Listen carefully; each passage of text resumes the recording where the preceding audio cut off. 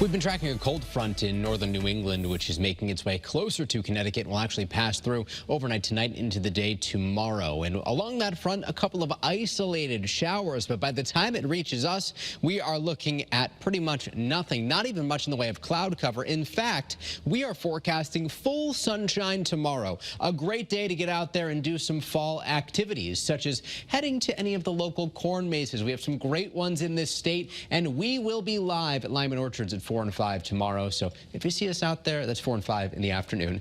So if you see us out there tomorrow evening, come over and say hello. Temperatures will peak in the lower 80s with plenty of sunshine. Here's the front moving offshore tomorrow. Behind it, high pressure gets ready to settle in. This will bring relatively cooler air into the state. So while temperatures peak in the 80s tomorrow, Saturday morning, it's going to be a much cooler start and a cooler afternoon too. But with high pressure in control, it will be nice and bright. Look at the temperatures on First Alert Futurecast here Saturday morning. We're talking upper 40s and lower 50s.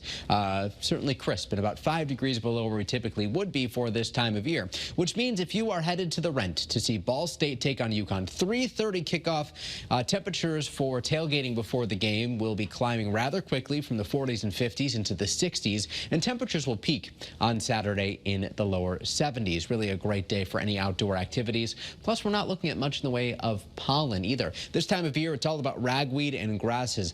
Low pollen counts tomorrow, a slight uptick Saturday, and then back to low again on Sunday. So if you have fall allergies, it's not looking like it's going to be too much of an issue, which is some great news. The 11 p.m. update from the National Hurricane Center for Tropical Storm Gabrielle is in.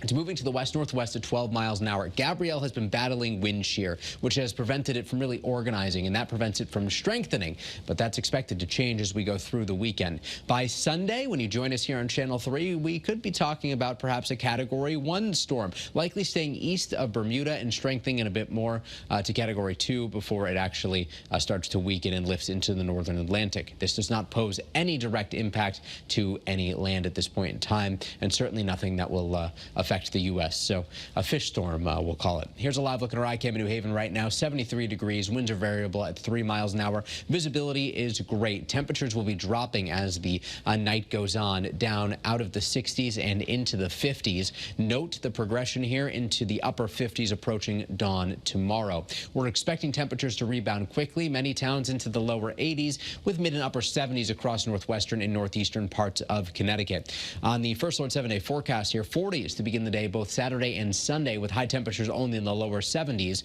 climbing back into the upper 70s on Monday. We see the autumnal equinox Monday. That is when astronomical fall officially begins. And then at this point in time, we're saying showers possible Tuesday. Our model comparison at 7 a.m. Tuesday shows these shades of green on the approach, working their way into the state. And models are in pretty good agreement that as we get into Tuesday afternoon, we start to see an increasing risk for some showers. Now, at this point in time, it does look like showers would be pretty isolated in nature. We need soaking rain across the state. That is not in the cards for Tuesday. Shoreline highs 82 tomorrow, 70s throughout the course of the weekend, peaking at 79 on Tuesday next week. Thereafter, turning brighter and staying seasonably warm.